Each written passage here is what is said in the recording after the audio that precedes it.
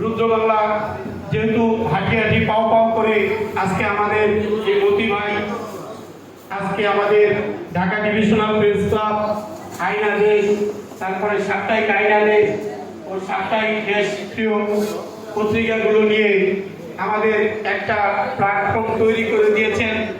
তাই সকলের কাছে আমি আল্লাহর কাছে, সৃষ্টিকর্তার কাছে শুকরিয়া জানাই যে আমাদের মতি ভাইকে যেন আল্লাহ তাআলা ওনার স্বাস্থ্যটাকে সুস্থ রাখেন এবং উনি যাতে যেভাবে ওনাকে হায়াত দারাজ করেন।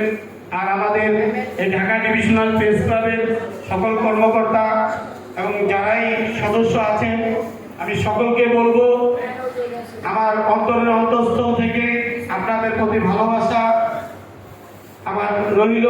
আর আমি আর কিছু বলবো না, এই বলে আমার বক্তব্য শেষ করছি। আসসালামু আলাইকুম।